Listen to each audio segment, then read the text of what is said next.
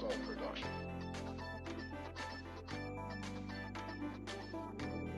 Soul ride.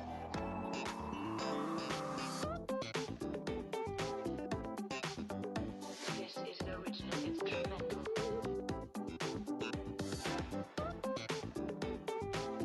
Soulful music.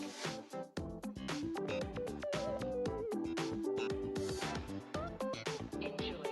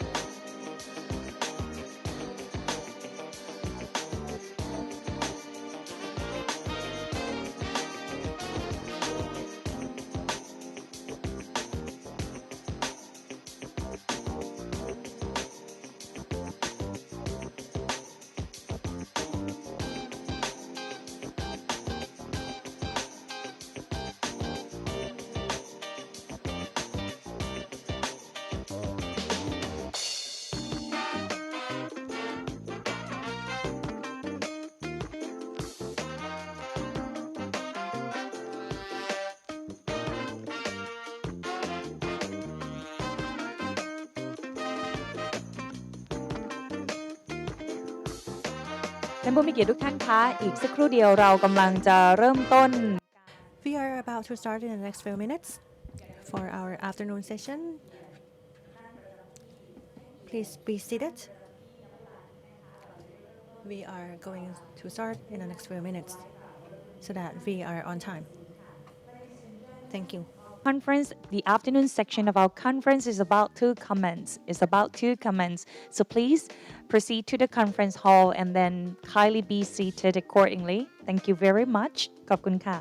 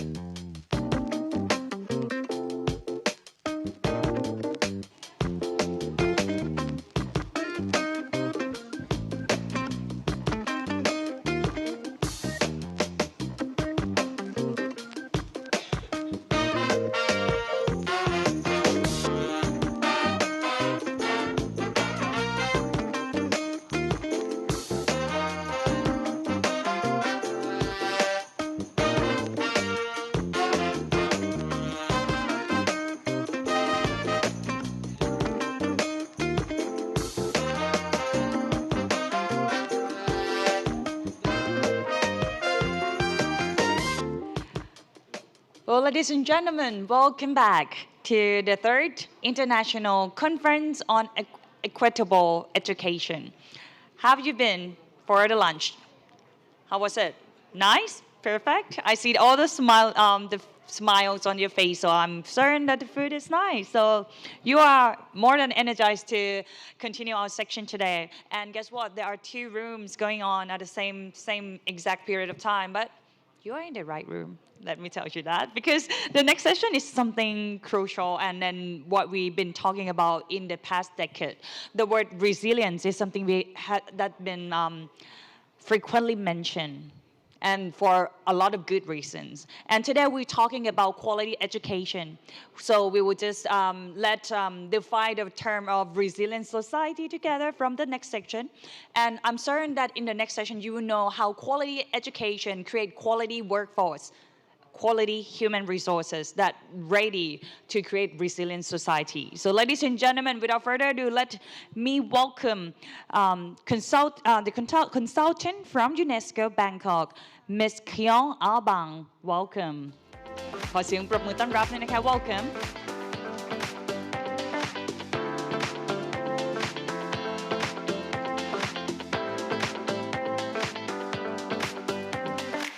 Good afternoon. Everyone can hear me? Okay. Hope all of you had a good lunch. It's a time you get a bit sleepy, but hope you don't fall asleep because it's a very important topic. Welcome to today's session on reskilling and upskilling for resilient society. My name is Kyung-ah Christy Bang from UNESCO Bangkok office. As we all know, the labor market is constantly evolving, and it presents both challenges and opportunities. Our session today will focus on how we, as a policymakers, educators, and stakeholders can help equip young people with the skills they need to thrive in this dynamic environment. We have an exciting lineup of speakers who will share insights of building inclusive education and workforce systems addressing the specific challenges faced by vulnerable groups, and scaling solutions that have real impact. I encourage all of you to engage actively, reflect on the lessons shared, and think about how they can apply to your own work. Each presenter will have 20 minutes. We will have 3 presentations first, and then we'll open up the floor for questions and answers. To begin, I'd like to introduce Mr. Hervé Mohan, who is an innovative manager at the UNICEF Office of Innovation, where he served as a global lead for Upshift, a UNICEF flagship skills building program. So, Mr. Mohan?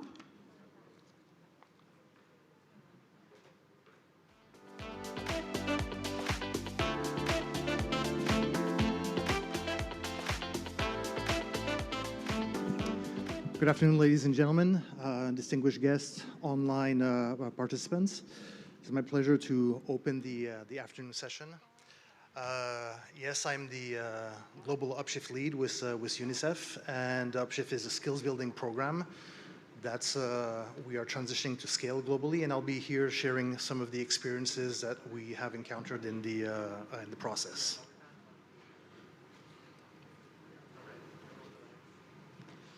So, at Upshift, we're on a mission. That journey started 10 years ago in Kosovo when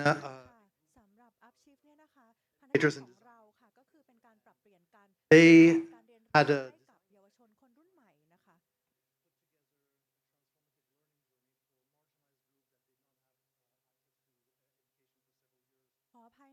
and to help prepare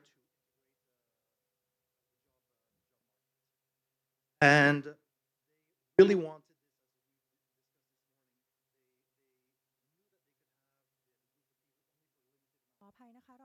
how do you make this a transformative learning?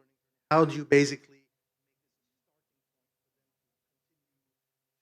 apply the skills? How do you basically tools, but also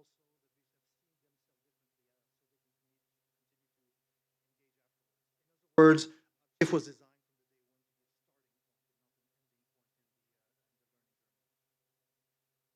it started in 2014, it landed on a couple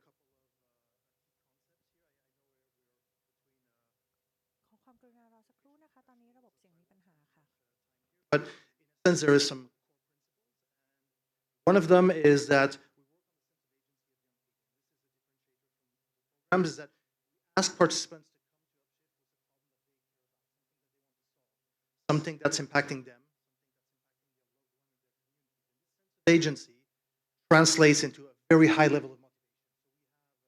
Very few dropouts, even in schools where we operate in extracurricular activity, the completion rate is 96%. People are motivated to this course. They go through a human-centered design course, and remember, this was years ago before human-centered design, say so fashionable. The reason why human-centered design was chosen is because it has a variety of tools that participants can learn to apply. And we know by research that if you use a tool that you've learned in a training 4 to 6 weeks after the training and is successful, it's something that you'll continue to integrate in your repertoire. So this is, we gave them many options that they could go home and continue. It's all about experimental learning because this is what brings us the highest level of outcomes. They work with mentors, of course, but also what's important is that they apply the curriculum to the problem that they care about. At the end of the learning journey, they have a solution for the problem that they have identified. There's an opportunity for them to pitch and receive support solution into action.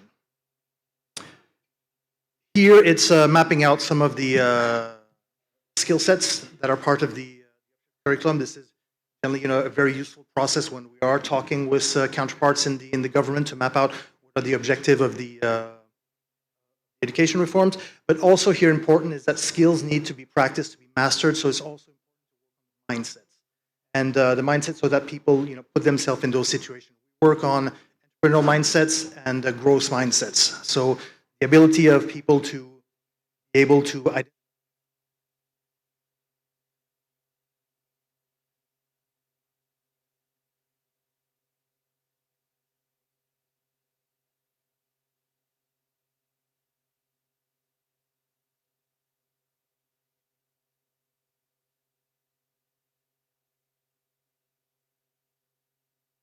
advanced stage in discussions with the government. Globally, we've reached 5 million young people that have completed a course, so over 120 million learning hours. But what's interesting is that Upshift actually turned 10 yesterday, literally, but we reached half of that 5 million in the past 2 years. And this exponential growth that we're seeing right now is because we are integrating delivery into education systems. And this is what I will be sharing with you, is some of the 5 key lessons that we've learned as part of this, this process. Probably the most important one is that the entire world is looking at solutions on how we address the learning crisis. There's a lot of good ideas that are happening, but scaling these ideas at the national level or international level, at the global level, is a very high bar. So what we have found is that the adaptability and the modularity of a solution is something that really facilitates adoption by countries. We know from research that the uptake of innovation in education systems depends greatly on the country's history, the political economies, the culture, and ultimately that the adoption is a function of the ability of a solution to adapt to the very specific context of the country. And this is something that Upshift has excelled at. We at UNICEF work very closely with government partners and the teachers and young people to co-design the approaches, and there's been very creative ways to adapt it. So first of all, the curriculum is obviously adapted. It's translated, contextualized. The content might vary slightly. The language will obviously be adapted. The example used will also, be adapted to the country context. But also, once you have the curriculum, and I can't stress this enough, is that the curriculum is not the learning journey, and you can build different learning journeys around that curriculum. So we have governments that have decided that Upshift will be implemented over 25 hours over 6 weeks. We have other governments that have decided that it will be 75 hours over 6 months. It can be delivered from young people as early as 10 years old, so in the early secondary, or to young adults from 18 to 24 years old. It can be tailored to different type of objectives. Delivery modalities can depend as well. We can have it delivered on face-to-face trainings, but we also now use increasingly digital platforms to craft digital blended learning models. All those contribute to a higher level of adoptions. You need the right policy environment. There's nobody that this will surprise here. But luckily for the moment, what we do have is that we have a lot of governments that are focusing on the 21st century skills and transferable skills. So we have less advocacy to do than we did maybe 5-6 years ago. And there are several entry points, but it could also be an entry point on entrepreneurship or innovation or even civic participation or engagement. As a solution that can be adapted, you can make it work for those specific objectives. And I would like to give 2 examples here. We have India and Bhutan that both implement Upshift. They both use the same digital platform. It's the same video content adapted, but they're pursuing very different objectives. In India, it's at the state level, it's looking at fulfilling a policy of 1 innovator per family, and at the national level, it's looking to promote entrepreneurship and increase the number of registration of intellectual properties by young entrepreneurs. They have crafted a wide scale plan, and one of the focuses is for them to identify the best and the brightest minds, and then to pass them on to very specialized support that will look at registering IP patents for them and seeing if they can generate money from their ideas. They have a learning journey that's 28 hours, and that's focused very much on the team. Bhutan, on the other hand, is deploying Upshift to support one of its education policies of locally rooted, globally competent, where they have a very strong focus on connectedness and on the well-being. And what they have done is that they use the same platform, but they deliver this through a 75 hours learning journey, and they don't focus on individual teams. Once a solution is done, they make it a school-wide implementation, so there is an engagement not only of a lot of students, but also of the community and the parents that come around. So same platform, same digital content, very different policy objectives. The focus on teachers, again, I think this is something that we discussed extensively during the morning, and it's not something that's going to be a surprise here, but when we are talking of introducing different types of learning approaches, it really requires different skill sets. I mean, we are looking at pedagogical approaches that are less about transmitting knowledge, but basically facilitating student-led, project-based, peer-to-peer learning outcomes. And this is very different for teachers to implement. They need to be comfortable with not only the pedagogical methodology, but they need to be very comfortable with the content of the curriculum. And this is something that takes time to train or retrain teacher to do this. It's something that needs to be calibrated very well. So we do need to work closely not only with the teachers, with the pedagogues, with the school administrators, but also with the institutes for in-service or pre-service teacher training. And at the end of the day, it is really the quality of the training that will translate into a quality of delivery and a quality of learning or not. And this speaks to when we're talking about scaling, it speaks to the fidelity of delivery, which is very important when we look at new approaches. So we actually have stress tested this in India. We worked in one state, Tamil Nadu, and in 1 year, we launched Upshift in over 4,000 schools. So that's the entire secondary schools that are government run in the state. And we had an external evaluation to come in, and that showed that there was a high level of fidelity, that the course, the learning journey was being delivered in a homogeneous manner across schools. And what that evaluation also showed is that the teachers were starting to use this methodology in other subject matters. And that's something that's very important when we're talking about strengthening systems. And actually, this is something that we are seeing in other countries as well. Last Wednesday, I had the pleasure to open a unique Upshift bootcamp in Bhutan. And it was a bootcamp where we had 30 teachers that had been selected among Upshift facilitators. They had been selected to run their own bootcamp, and they had to find solutions against 3 problem statements: increasing connectiveness between students and teachers, increasing grades of students in science and math, and finding ways to integrate Upshift methodology to other subject matters.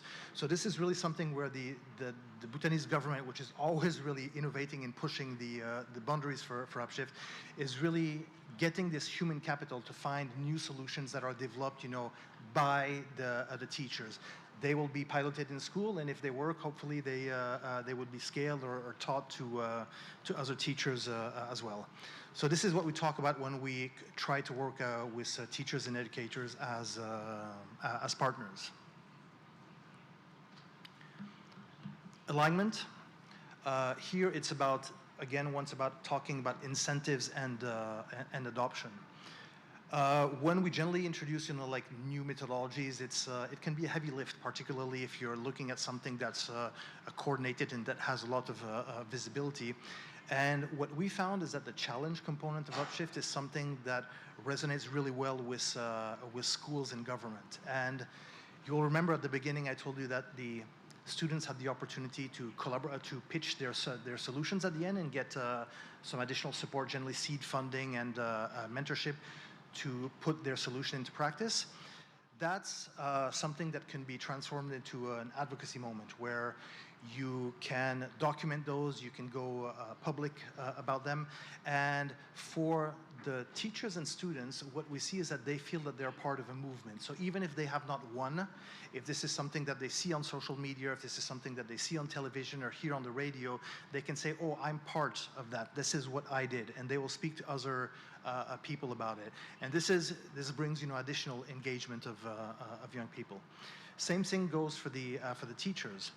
What we've also found is that the government generally loves this aspect of the implementation because it allows them to communicate with their constituents the progress in education. Because when you show young people, groups of 10 to 14 years old, that they're finding a solution to address a problem that's happening in their community, it's a language that everybody understands. You don't need to be a parent to basically understand that there is value in that and that that's something concrete that is coming out.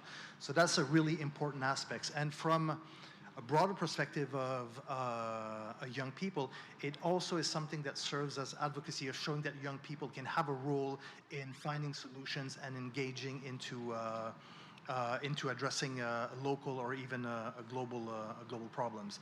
And I think that in of itself is a very strong message to the participants and community at large as well. And last but not least, digital. There's been a lot of talk about digital today. There is no doubt that digital is a game changer. There's no questions there, and I think that we are seeing only the beginning. I mean, we had the great presentations from Coursera that really shows, I think, where the ball is going to be in a couple of years, or actually where it already is in certain areas. It allows us to scale rapidly by reducing cost, financial cost, but also when we are designing a learning journey in school, what it allows us to do is to reduce the cost on the most precious resource that exists in the school. It's the time of teachers, right? So we can craft learning journeys where the approach would be an inverted classroom approach, where they can learn some of the content online, start doing some of the work in groups, and then touch base with the teacher to verify that and to ask questions and to move to the next phases. And this frees the educators with a lot of the workload, and it provides also the young people with the opportunity to work as a group and have some peer learnings as well, and take different roles in terms of leadership, but also communication and about how they solve a problem. So it's really part of the learning journey, and we can make that an asset. We actually have Upskilling that's operating on blended learning in, I think, 35,000 schools for the moment. So it's something that we've got a lot of experience on. And something that we found is that the blended thing, you need to think about it as supporting teachers as well. It's not something that needs to be there only for the students, but the teachers generally, rely a lot on refresher courses or, like short 1 minute or 2 minutes videos that will show them, okay, how do you deal with this problem? How do you deal with that solution? You can have frequently asked questions. This is a way where they can ask questions between themselves. But also, if you build the platform, you can build the platforms in a way that it gives the data that's meaningful for the teachers. We talked about earlier about the importance of basically always iterating, using data to continue to iterate the journey, and this is also something that we see there. So if we look at the data and the teacher feedback, this is something that we can make happen. But ultimately, 21st century skills need to be practiced like any other skills. There is certain skills that can be probably facilitated greatly in a digital world, but it's not something that will replace all aspects of transferable skill building. And when we talk about the learning journey and the learning experience from young people, it's not something that would replace all aspects of learning, and certainly not of Upskilling. So face-to-face is important, and digital should be looked as an enabler. And with that, I will just maybe thank you for your time and offer maybe a bonus 6 lessons learned is that change in education systems takes time. It takes a lot of time, and sometimes it's worth investing into existing solutions that have proven to work, rather than to look at something that would, like reach millions of children over the next couple of months. It's a complex ecosystem. There's a lot of parts, and we need to put a lot of efforts into designing that well with the stakeholders. Thank you very much for your time.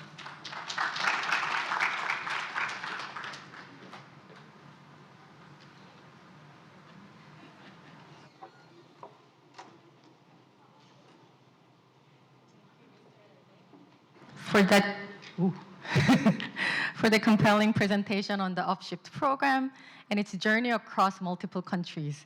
It's impressive to see how a program can be adapted and scaled to different country contexts while maintaining its core mission of equipping young people with the critical skills and mindsets.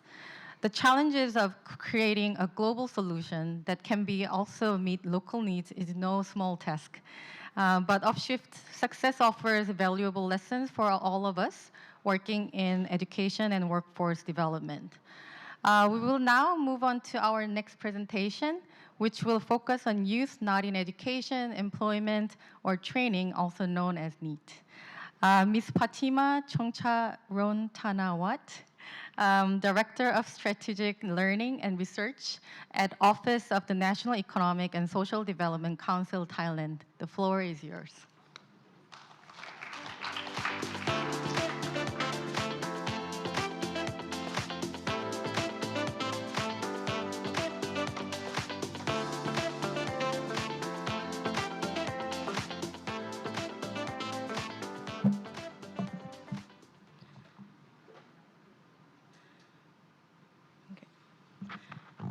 Good afternoon, everyone. I'm so honored to be here to discuss the very important and interesting topic. To start with a bit of the background, my name is Fatima from Office of the National Economic and Social Development Council. Basically, my office, NESDC, is a core policy planning agency. So from the name, you can think about like the main duties of my office is at macro level, right? Planning, doing policy. But why the topic that I am going to present today is about local initiatives. The thing is that we learn that the plan is just a plan without effective implementation. So that's why during the past years, my office is trying to be more proactive by working on several pilot projects to see how can we translate plan into effective implementation, especially at the local level, because that is the core pain point that Thailand have been facing. So to get back to our topic, when we talk about building resilient societies and fostering lifelong learning, it's not just about those already on the path to success, but it's about creating pathways for those who have been left behind. So that's why today my topic will be focusing on youth needs in Thailand. So my presentation will be divided into 3 parts. I'll start as boring as someone from the National Planning Agency office can start with the planning and the goals and national policy related to needs problem.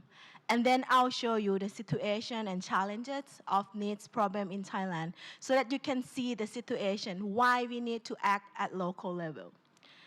Last but not least, I'll conclude my presentation by showcasing you the local approach that NESDC together with UNICEF, with technical support from ETF, and also so many stakeholders at the local level, working together as a partnership to making this pilot model successful.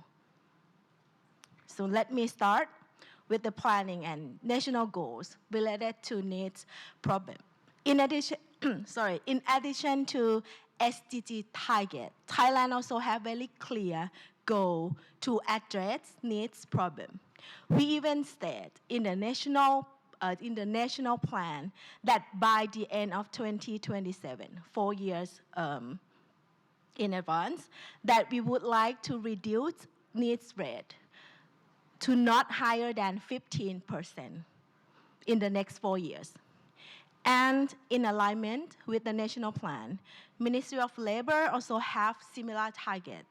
They state in the plan that by the end of 2027, they would reduce needs population by 100,000 person within 4 years. Actually, within 5 years, because the plan already started like since last 2 years. That's the goal, and that's the dream. But let's see what is the current situation right now. With regard to the needs data, we have two sources. The first one is from ILO data reported every year. The other one is from the recent report from UNICEF. And despite the differences between the figures of the two reports, due to different methodology or database that they use, one thing in similar that they have is that Thailand is still far from the goal that we set. In 2021, UNICEF report saying that we have 15% of needs population in Thailand. So comparing to the goal that we would like to achieve 5%, in 2021, we already have 15%. And even like the latest data from ILO, it's still 12.5%. You can see the gap from the objective of the goal that we would like to achieve and the current situation. And if we compare to our neighbors and also our benchmarking country, although we look to do better than some other regional peers, but still far from OECD countries' average. And what is more serious about this problem is that, so when we decompose the data of needs rate into level of education, you can see that the majority of youth needs only complete lower secondary education. Meaning that for those who do not study, do not work, do nothing, if they decide to work, it's still very difficult for them to find a job due to their low education background. And that's under the condition that they want to work in the first place. But what is more serious about the problem is that if we divide needs into 4 groups based on the aspiration to develop skills and also their readiness to work, it is found that the majority fall into the first group, do not want to develop skills and do not want to work. The most disengaged one, almost 70%. They do not want to do anything, just want to be needs like forever. And the primary reason for being absolutely disengaged was that they want to rest. So that would be problematic for Thailand's future, given that, well, I mean, youth population is the future of our country, right? So as a policy planning agency, we would like to know what would be the driving factors of this circumstance. So we try to work at the quantitative analysis, looking at the provincial level, like try to find the underlying factors. So we plot needs rate against poverty and also GDP per capita at the provincial level to see if needs rate also correlate with poverty situation or economic situation in the place that they live. The thing is that we find like a little bit of relationship between needs and poverty, but we do not find significant relationship between needs and GDP per capita. But that's just a very like lovely estimate. So we go further by conducting regression analysis to see is there any other factors that drive the problem of needs? Like what are really the factors? So we use provincial data level trying to find what would be factors that influence needs rate in that province.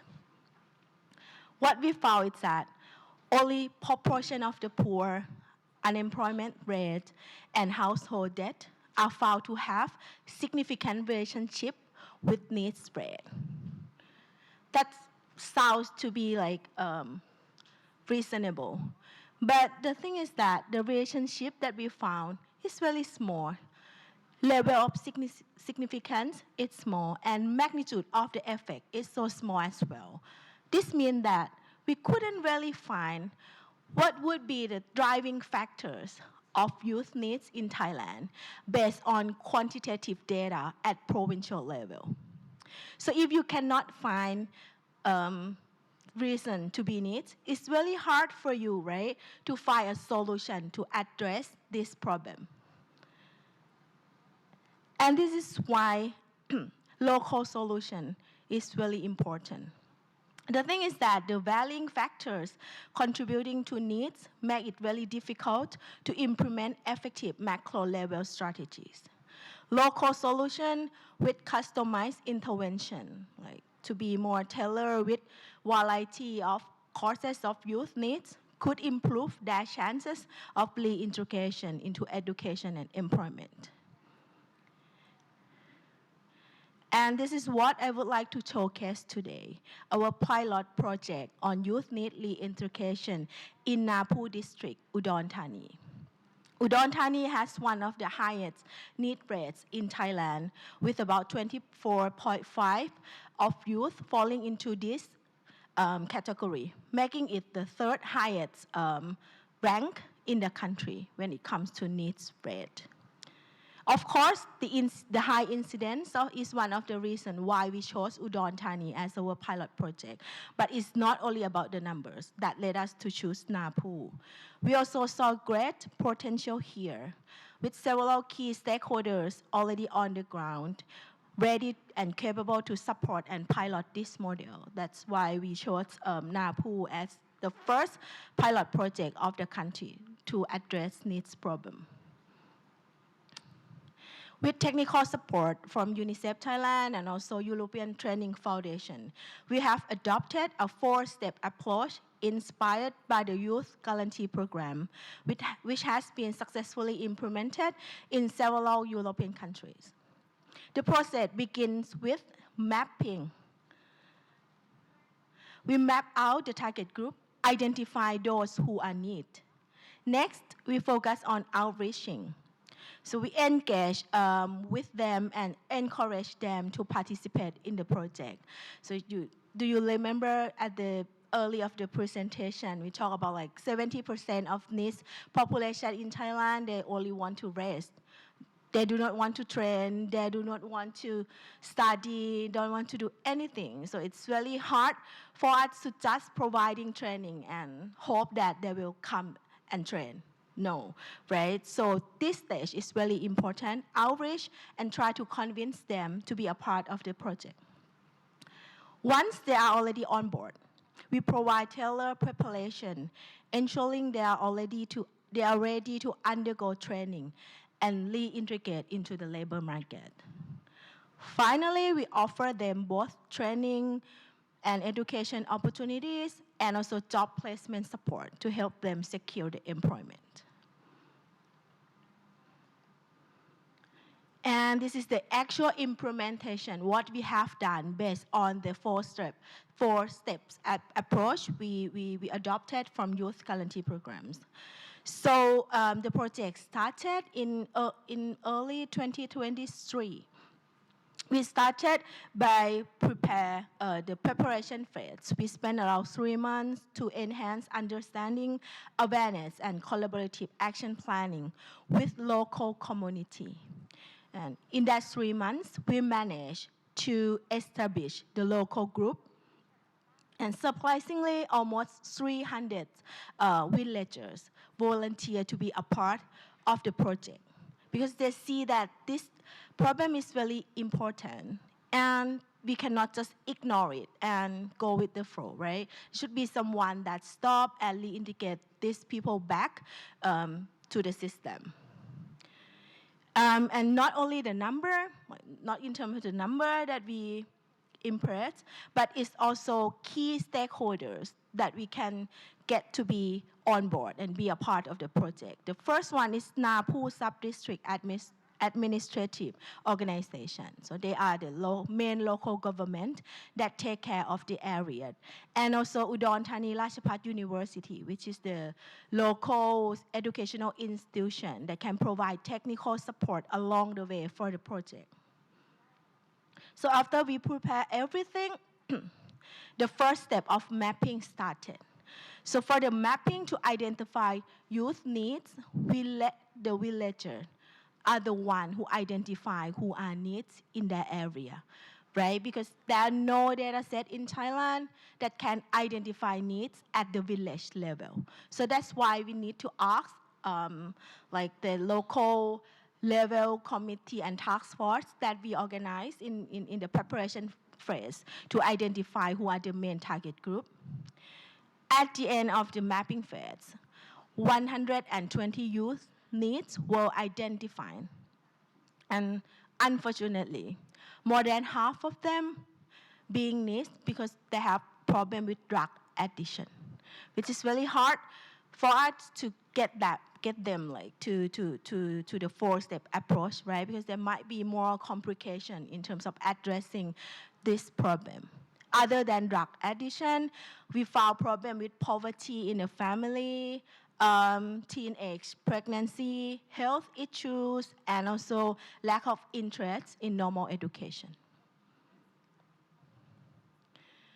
Then the most one of the most important steps took place, the outreaching step.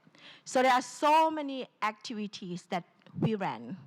We engage target groups into the dialogue, try to understand their background, facilitate activities to foster trust among target groups, and not only needs, but also their parents as well. At the end, we only have 38 youth needs that's like show that they have interest in attending the project, right? Comparing to 120 needs person in the village, it seems to be small number, right? But if we think in the way that if everyone would like to attend this kind of program, like this sound like a training program in the first place, needs problem wouldn't be a problem, right? We just provide opportunity for training. But the problem is that they don't want to join any activity. So almost 40 person that want to join the activity show up. We were already happy with the number. And then started the next phase, which is the preparation. So in this phase, we got a lot of support from private sectors, local entrepreneurs, and also large business out there. They came and also foster career inspiration for the target group. This is really important so that we can show youth needs that you can be whatever you want if you start doing something today. And that's the starting point. But then still, because not every like single needs that show interest in the project wanted to be a part of the training. So at the end, only 28% agree to join the preparation phase and go to the training phase. But one key lesson that we gain from this stage is that the career aspiration of youth needs are often quite straightforward compared to their peers who are not need.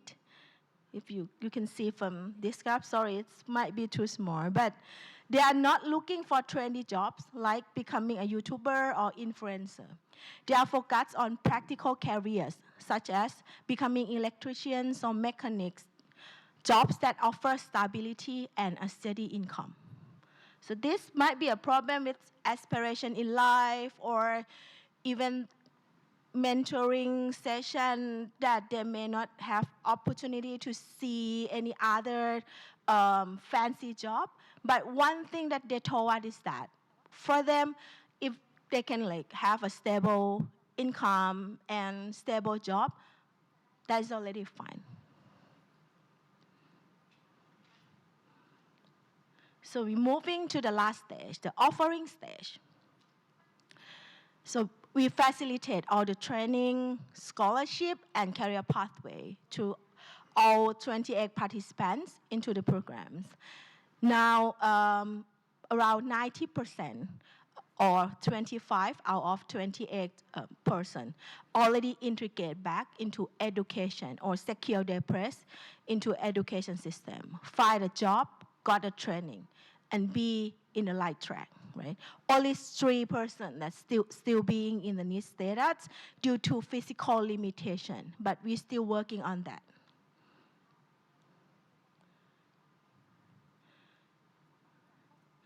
And it's not just the target group that benefits from this program. Our local stakeholders involved in the project have also been empowered. Napu Sub-District won an award for good governance through this model. And Udon Thani Ratchapat University, as a key partner, has also become a strong example for other local universities that serve their community to follow. So after all the modeling and doing and trying, we found that the key strength point of this pilot model is the robust area-based mechanism. Udon Thani Ratchapat University serves as an effective case manager and also project manager. They can coordinate and also connect all sectors, public and private, to work at the local level in this project. We also got a lot of support from local working group throughout the project. Entrepreneur and development partners also contribute to this project very much. So I think this project is a very concrete way to showcase the word partnership that the morning session referred to. By the way, we still have challenges in conducting this model as well. First, challenges about the area limitation because Napu model is not in the city center.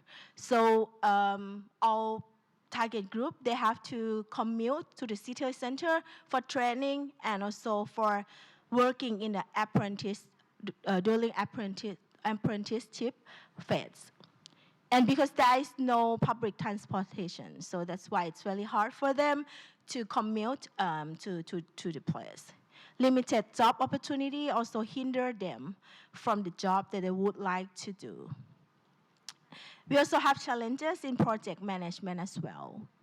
We let a community identify needs themselves, but if we have more effective data collection in the first place, maybe we can conduct impact evaluation, comparing after and before impact, right? And that might be more convincing way to convince that the program is really success. We are working on that and hope to implement it in the next pilot site.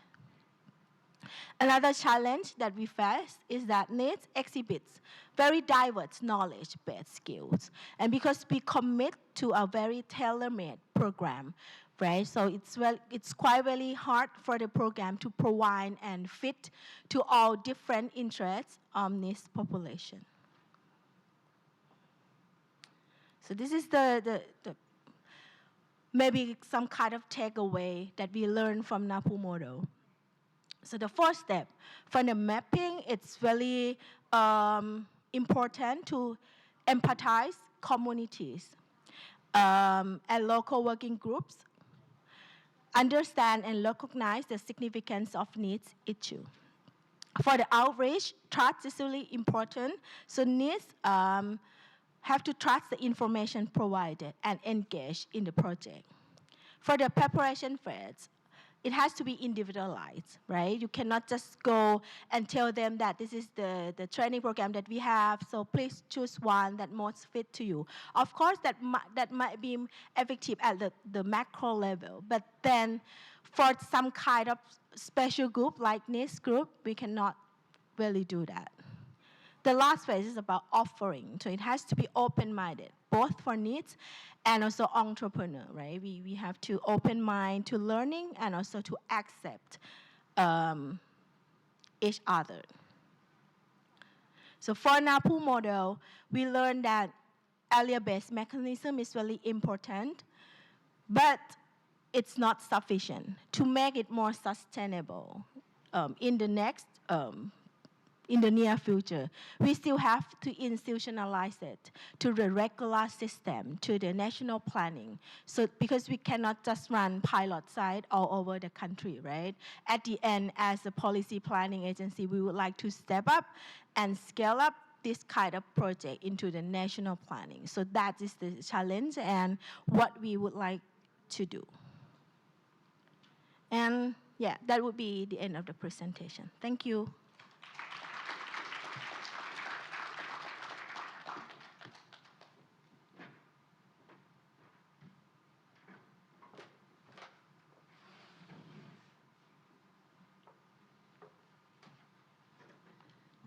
Thank you, Ms. Patima, for the deep dive into the NEET challenge and sharing Thailand's experience with the NAPU model. The data and the regional disparities you highlighted underscore the complexity of addressing this issue, but it's encouraging to see how the local solution like NAPU model is creating the bigger impact. From the importance of mapping and data collection to tailored vocational training and local partnership, we can see that needs need a comprehensive, multifaceted approach.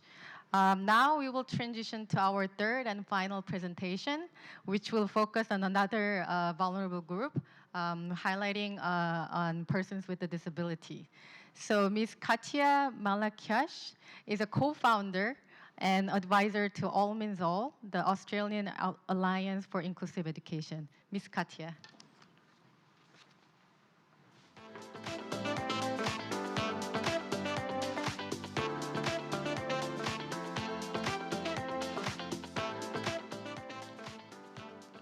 Good afternoon, colleagues, educators, policymakers, advocates, attendees in person and online. It's a great honour to be here in the company of so many individuals dedicated to reimagining education and employment for a more equitable and inclusive future for all. As we've been discussing, today the world is facing unprecedented changes, technological advancements, global shifts in labour markets, and the urgent need for sustainability are forcing us all to rethink the very nature of education and work. The global conversation about reskilling and upskilling is happening now, and it's essential that we respond to these challenges in ways that move us forward towards the achievement of Sustainable Development Goals, further equity and inclusion for all, and safeguard the fabrics and future of our societies. So as we work to meet these challenges, we must be especially mindful of one group that often faces the largest barriers in both education and employment, people with disabilities. So my presentation today is framed by the need to create inclusive education systems that enable people with disabilities to access the same opportunities for learning and work as their non-disabled peers through their life course. Article 24 of the UN Convention on the Rights of Persons with Disabilities recognises the right of people with disabilities to inclusive education at all levels. The CRPD emphasises that the right to education is lifelong and that education must develop the full personality, talents and capabilities of people with disabilities and enable their full participation in society. This vision also aligns with Sustainable Development Goal number 4, which we've talked about today, which aims to ensure inclusive, equitable and quality education for all and to promote lifelong learning opportunities. Achieving this goal is critical for preparing all individuals for the future of work, especially in a world where industries are evolving rapidly. As automation, artificial intelligence and environmental sustainability transform economies, people with disabilities must have the same opportunities to participate in the labour market and to reskill and upskill for the jobs of the future. But we are at this time at a critical juncture because the way that we design reskilling and upskilling programs will determine whether we build inclusive societies or whether we deepen existing inequalities.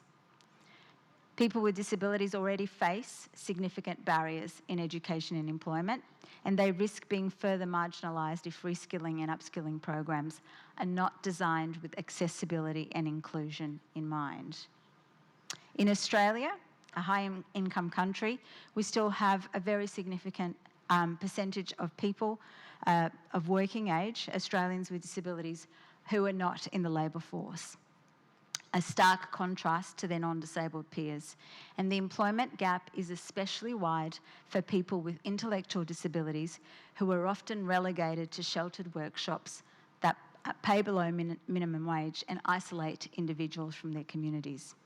In many cases, people with intellectual disabilities are transitioning from segregated special education into segregated forms of employment, like sheltered workshops, for below minimum pay and below standard opportunities and conditions.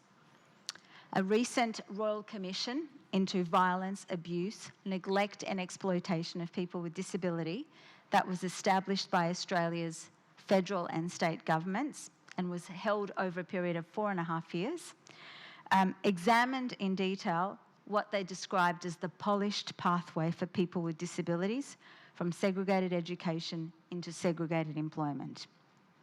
The commissioners made strong recommendations for reform to ensure inclusive education and inclusive employment, including recommendations to phase out all forms of segregated education and segregated employment for people with disability. So as the world of work evolves due to technological advancements, and in the aftermath of the global pandemic, people with disability risk being left behind once again, this time in reskilling and upskilling, which is essential to future employment. So what I'd like to do today is to invite us all to think critically about how we can address this issue to make sure that no one is left behind in this pivotal moment. And to do this, we need to consider the role that education plays in preparing individuals with disabilities for the world of work and continuing to develop their capabilities once they are in work. We now know that the COVID-19 pandemic exposed many of the inequities that people with disabilities face in accessing education in systems around the world. In Australia, the pandemic meant that as schools and universities shifted to remote delivery, including through online learning, students with disabilities often found themselves without access to the resources and supports that they need to participate. So whether it's due to lack of materials or inaccessibility of the technology or lack of support, many students were simply left behind during this time. And what this did was to expose not only the gaps that existed, but also to show the potential for the worsening gap, particularly with use of technology and remote learning. However, the pandemic also revealed an opportunity to rethink how we design learning. It highlighted the potential for technology too, to enhance learning for all students, including those with disabilities, but also the need to address accessibility barriers and to adopt universal design principles. So the use of blended learning, which I know has been mentioned today already, an educational approach that combines traditional face-to-face instruction with online instruction, has emerged as a powerful tool for promoting inclusion in school and beyond it, but there's a strong caveat, provided it's done well and it's accessible. So one example of blended learning in action is Bob Hawke College in Western Australia. Bob Hawke College is a new local government secondary school that first opened its doors in February 2020, so that's the beginning of the school year in Australia. And I'm the chair of the board of the school, which also happens to be the school that my 3 children attend, including my son Julius, who has Down syndrome and an intellectual disability. In what was, in hindsight, maybe a really inspired moment, I contacted the school in 2018, a couple of years before it opened, and spoke to the school principal to share my hope that the school would be inclusive, and particularly inclusive of students with disabilities and inclusive of my son, and to offer my support on this journey. Although this started a wonderful and rich conversation about what this journey could look like, the universe had other plans, and within a few months of the school's opening, students were being sent into successive lockdown periods at home following the start of the COVID-19 pandemic. And technology became the primary means by which they could access learning and the curriculum. While this eventually led to the college embracing blended learning as an approach, the journey was not without challenges, particularly for students with disability. So just as students with disability are often left out of one-size-fits-all traditional education approaches that are not responsive to the diversity of learners, they're also left out of one-size-fits-all online education platforms and information and communication technology that is not universally designed and accessible to everyone. So what became clear as students were sent into remote online learning was that some students were simply unable to access and participate in education. And this prompted a need to identify the barriers in that approach and to redesign them to ensure that this was inclusive of all students. So this has been an essential part of Bob Hall College's inclusive education journey, adopting technology but with a big caveat, embracing universal design principles to ensure that all students, including those with disabilities, can engage with education in ways that are accessible to them and that meet their individual needs.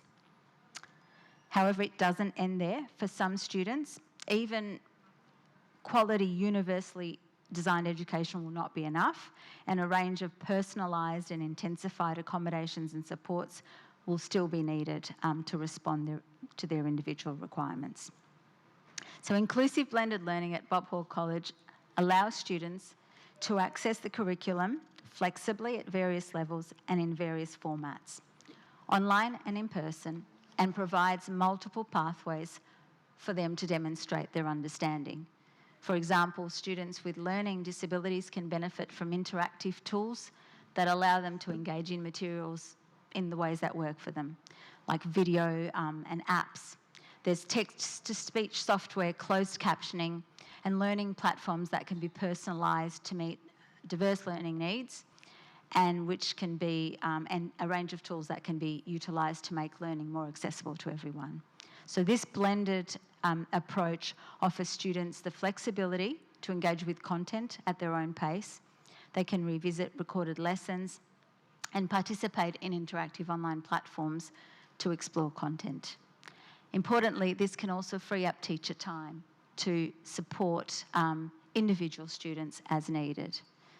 So for some students with disabilities, what we saw was that this flexibility and the blended approach together with universal design and responding to individual need was transformative. It allows them to overcome some of the traditional barriers to learning, such as rigid schedules or inaccessible materials, and provides alternative ways to engage in the curriculum and to learn. But I think importantly, for the purpose of today's discussion, the impact of blended learning goes beyond classrooms. It also plays a crucial role in preparing and transitioning students with disabilities to the workforce. And by integrating technology into the learning process, students have the opportunity to develop digital skills that are essential to transition to and to succeed in today's job market. They learn to navigate online platforms, collaborate with each other in virtual spaces, use adaptive technologies, skills that are increasingly valued by employers. So Bob Hall College's inclusive blended learning approach also serves as a model for how reskilling and upskilling programs can be made more inclusive. As industries evolve and workers need to develop new skills, reskilling and upskilling initiatives need to adopt the same principles of accessibility and individualisation that we see in that approach. Online training programs need to be designed to accommodate a wide range of learning needs, with the content available in multiple formats and personalised learning pathways that allow individuals to progress at their own pace. And I think the important point here as well is that whilst thinking about students with disability gives us the opportunity to think about human diversity and the different ways in which people engage with learning. The benefits are much broader, and so you know, in the workforce context, you know, employees with low literacy or people who are working using a second language to them. So these are all of the permutations of human diversity that need to go into design. However, there'll be some situations where no matter how well designed and inclusive reskilling and upskilling initiatives may be, the approach will still not be sufficient on their own, on its own, to achieve equitable employment outcomes for some people with disability, particularly people with intellectual disabilities. And this is where the concept of customised employment can have an important role to play. So I've included a short video, which, if the slides are circulated, can be played, but I don't have time to play it today, which explains the approach. But in essence, customised employment. This video, sorry, I won't be able to. Customised employment is an approach that tailors job roles in regular workplaces to fit the abilities and strengths of individuals with disabilities. So it's different from the typical employment practices, which are about filling pre-existing roles and needs with suitable candidates. Rather than expecting individuals to conform to pre-existing job descriptions, customised employment allows for flexibility in how roles are designed and tasks are assigned through a process called job carving, ensuring that workers can contribute meaningfully to their workplace in ways that align with their skills and at the same time also meet their employers' needs. Customised employment can be used either as an alternative or a complementary strategy to reskilling and upskilling approaches.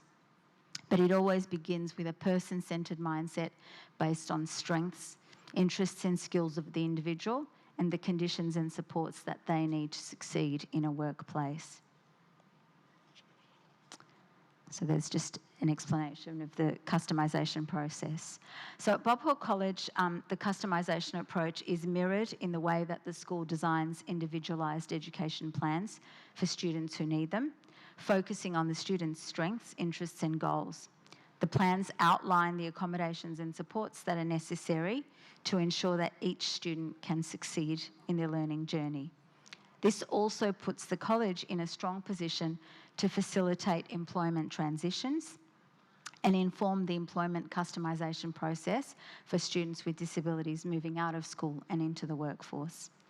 The college also provides information to parents about customised employment and government and other services that support this approach, and is working on establishing partnerships with employers who are willing to adopt customised approaches as part of their commitment to creating inclusive workplaces. For example, some of the local governments are working with the college to create these sorts of opportunities.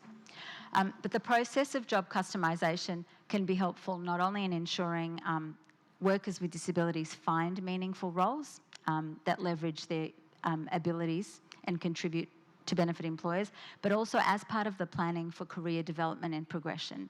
And it responds to the evolving needs of employers.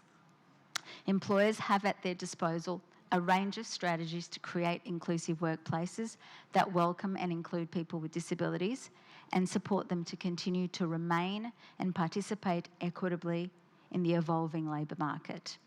They must be encouraged and supported to adapt their hiring practices and to make accommodations that allow people with disabilities to thrive, such as flexible working arrangements, providing assistive technologies, and fostering a culture of inclusion where diversity is recognised as an asset. So collaboration between educators, employers and policymakers is essential to make this a reality. Policymakers, governments, must prioritise inclusive education and workforce development by investing in the necessary policy frameworks, infrastructures and support systems. Now, I've sort of mentioned an example at policy level that is really worth considering. So Portugal's inclusive education law, which was enacted in 2018, is a notable example of how education law and policy can drive systemic change.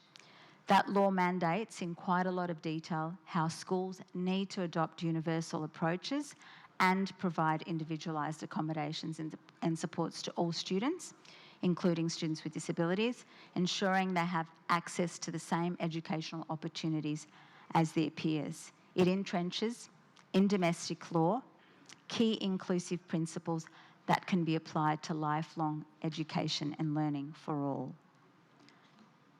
So as we look to the future, it's clear that the world of work is undergoing profound changes, and reskilling and upskilling are no longer optional.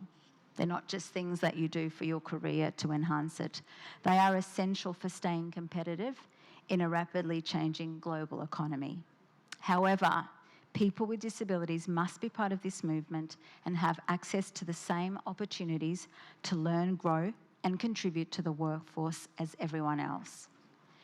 And being inclusive by design means that we intentionally create education systems, reskilling and upskilling programs, and employment opportunities that assume human diversity and aim to be accessible to all from the outset, from the design stage. It means moving beyond one-size-fits-all approaches, whether it's in person or online, shouldn't be one-size-fits-all, and embracing flexibility, personalisation and accommodation as central components of our efforts. By placing human diversity at the heart of education transformation through the life course, we can ensure that we're all moving forward to build a more just, equitable and inclusive society where all means all. Thank you.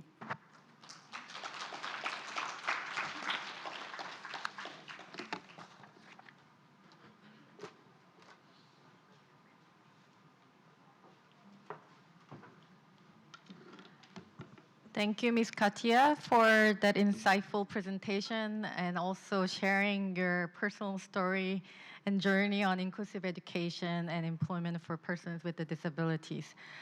It's clear that designing system that it truly includes everyone requires both systemic changes and targeted approach, like universal design and customized employment. What stands out is how critical it is to bridge the gap between education and the labor market for persons with disabilities. We've now heard from all our speakers, which of whom brought unique perspectives on reskilling and upskilling for resilient societies, whether through inclusive education, local NEET integration program, or global scaling of youth empowerment initiatives. Now I would like to invite all speakers to the stage for Q&A session.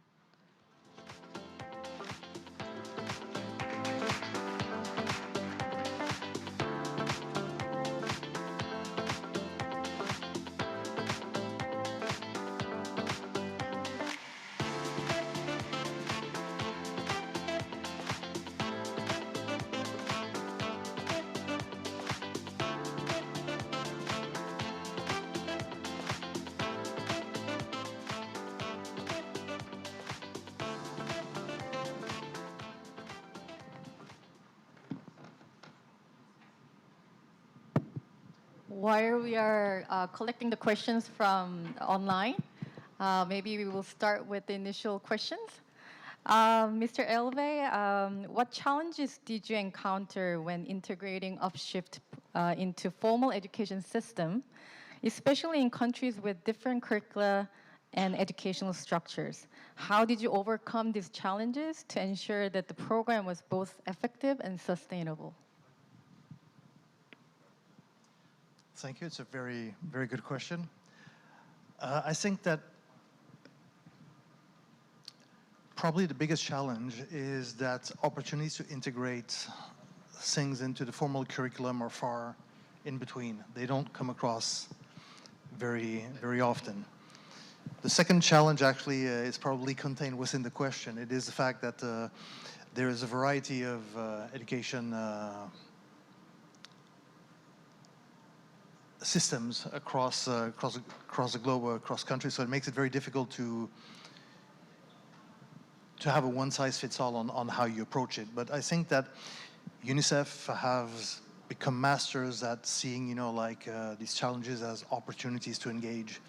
And particularly now, since COVID, where we really have this strong engagement from governments on wanting to boost the capacities of their education systems to develop 21st century skills and to ensure that there is an adequate workforce and education on people, that we can basically, facilitate the development of something that is tailored to each and every country.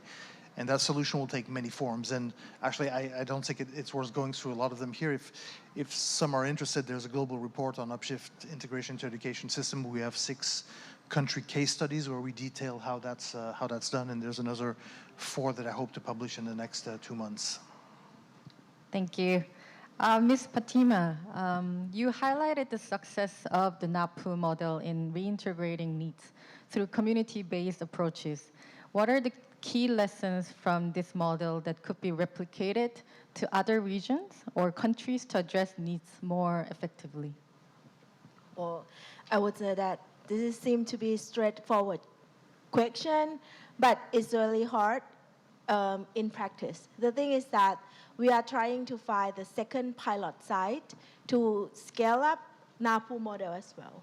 But then it's really hard to find the place that we think would lead to maybe like more lesson learned for us, or even replicate the success as much as NAPU model does.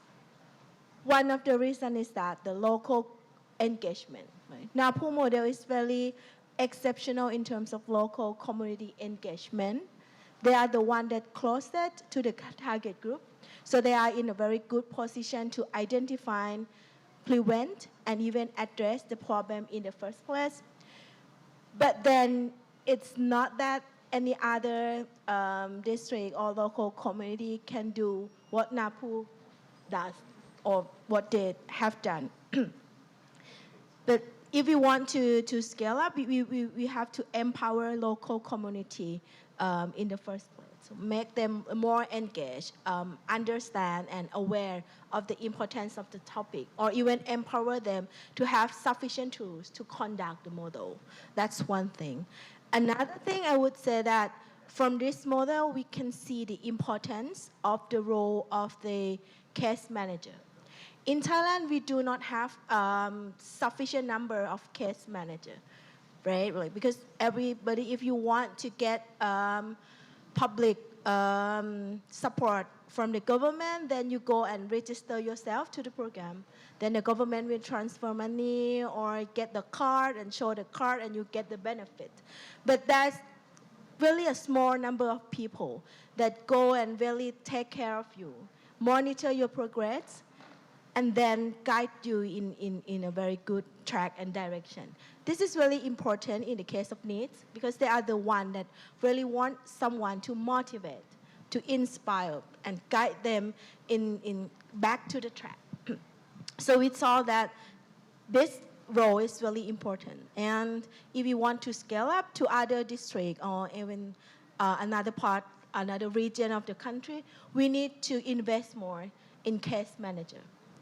Last but not least, of course, I think everybody keeps saying about partnership. I think this is really important because the problem like needs is really cross-cutting issue. Ministry of Education cannot take care of needs problem alone because this group of population already get out of education system. And if you think about Ministry of Labor, it's really also really hard for them to tackle needs problem alone as well.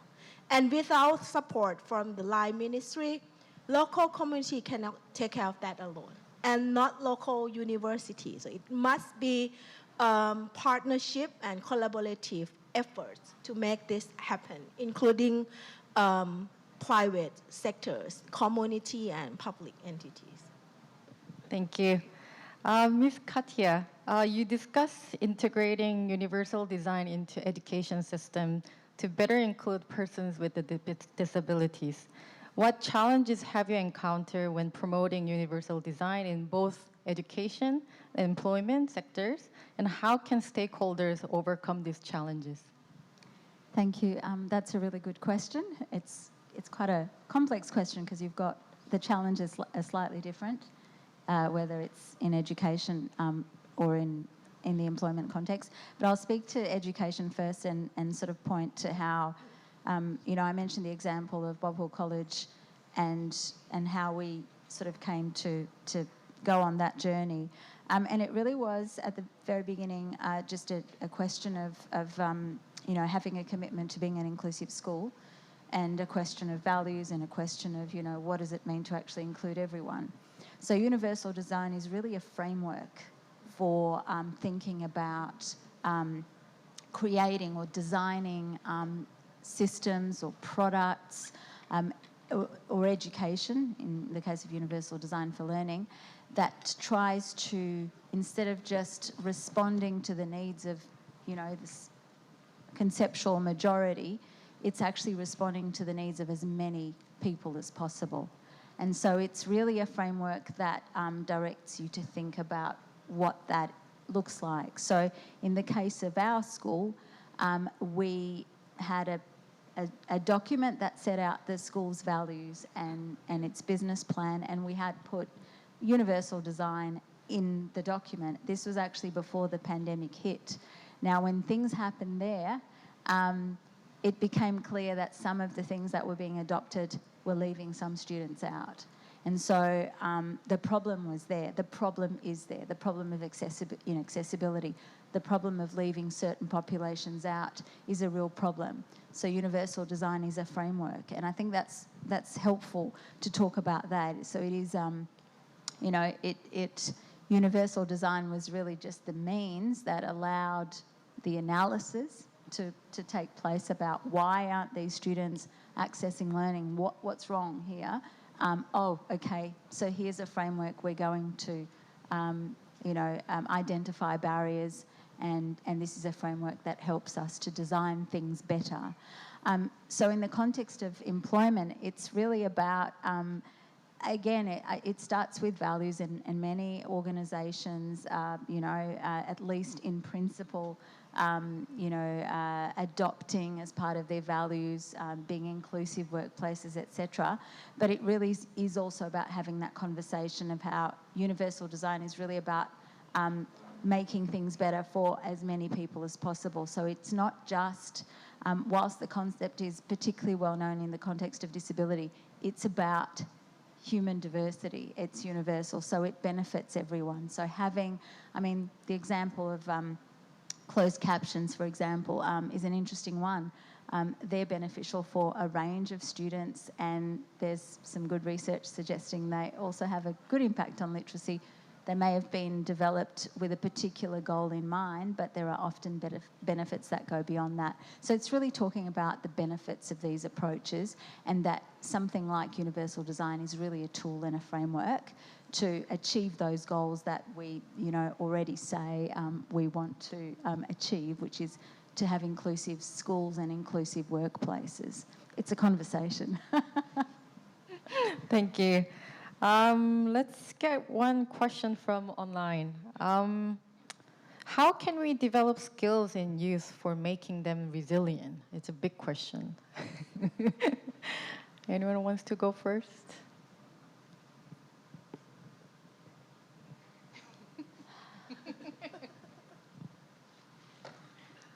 Okay, I can maybe take a stab at that one. I think that it depends on how you conceive resilience. Certain frameworks see it as a skill, but I think that if you look at the research, it's basically an outcome of a series of skill sets and mindset. I think that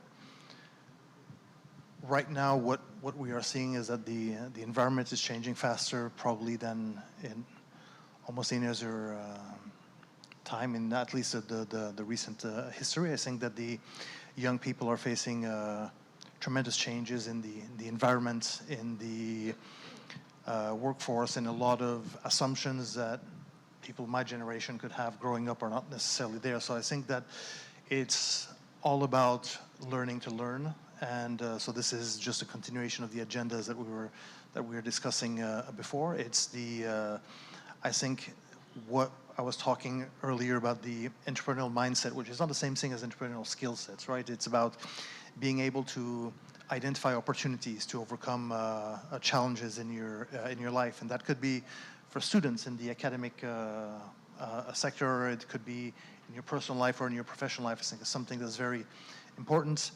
The growth mindset is something that's very important, that we have young people. I mean, this is, I think, a universal concern for parents, educators, or policymakers, about having young people that believe in their own skills and that have the grit to push through some issues in order to find solutions and to move forward. So I don't think it's a single thing. I think it's not only the skills, but it's the environment, and it's the mindset, and it's the opportunities, and it's a job of it takes a village. Thank you. Thank you. I agree with all of that. But I was just going to add maybe a sort of a different perspective on resilience. I think it's really important because we're talking about those outcomes in terms of being able to navigate the world, live a good life. What I think sometimes conversations about resilience can do is to place the onus on young people to weather the difficult conditions around them. And I think it's really important to acknowledge the role of support systems in actually, so resilience being something that is built and people are supported to develop. Because sometimes I think it can be a really easy way to say, it's all on you, right? So just a slight kind of qualification angle on the resilience conversation. Thank you. Do you want to add anything? Yeah, because the other two panelists already gave a very exceptional theories about this. I'll go with my own experience. My team, more than 90% are Generation C. What I found is that they seem to be faster learner than my generation and more adaptive, right? Even they have background in maybe that ladies out there, they have background in mathematics, but they can, she can do excellent job in terms of visualization. In my generation, these are two separate skill sets, right? But she can manage to do both into separate fields. So I think one thing that this generation is better than my generation is that they are seem to be more adaptive and good learner, fast learning. But one thing that we have to emphasize is attitude, right? Because they have more distraction than our generation. They can go to online video, any other entertainments out there. Only in one click, you can just be distracted from your work and just go to the YouTube and be YouTuber and something like that. But yeah, I agree with you that mindset is really important, and having a very good attitude, goal-oriented, what you would like to do in life, aspiration in your life. Then for learning and any other skill, I think they can acquire easier than my generation. Thank you. Is there any burning questions from the floor? Yes.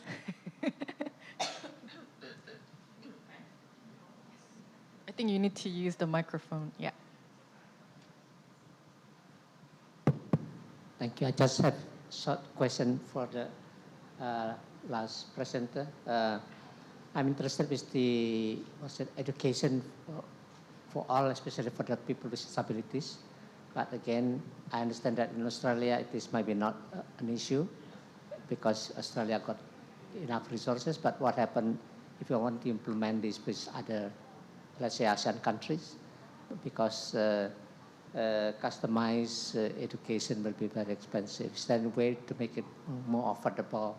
Because that otherwise that might be not easy to implement. Another is that in other regions, the literacy of the people about disability, sorry to say, seems to be very low. Thank you. Thank you. If you're using technology in education, then that's something that we did actually. Even in Australia, in a high-income country, there are students who aren't able to access technology in the same way as others. It can depend on whether you're located in the city or in more regional areas where the access to the internet is not as good, but also, students from a range of socioeconomic backgrounds don't necessarily have access to the technology. So you're absolutely correct. To implement a learning model that uses technology, you need to have access to the technology. There are different ways in which, there are situations where students might have their own learning device. There are other environments where students are sharing devices at school. So it's the potential to use technology is there, and it can be used in different ways. And there is obviously a link between access to technology and socioeconomic context. So the way that, that possibility is realised, really does hinge on barriers of access. So that's a really important part of the conversation. But, there are, I think one of the speakers today sort of talked about, mobile phones, for example. I think, through COVID, there were kids that were also in situations watching videos, and that's obviously not ideal. But I think the use of technology, and I think, Hervé, you made this point earlier today, it's not a one or the other. So when we're talking about blended models, it's about how that can enhance. And I think, for some students, particularly in Australia, technology has already been part of their how they're able to navigate the world, whether it's through assistive technologies for speech. And so this is really about, I suppose, realising the potential in education and then linking the use of technology with the use of technology in the workplace. So I completely agree with you, and that's a challenge for sure.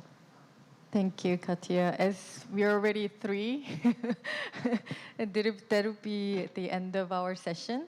Thanks to all our speakers. Please give a round of applause to our speakers. And thanks for participants who's joining physically and online. As you've seen, preparing young people for an ever-evolving labor market requires collective efforts, from inclusive policies to localized initiatives and global scaling. I hope that today's discussion have provided you with actionable ideas and strategies that you can take back to your own work. Thank you.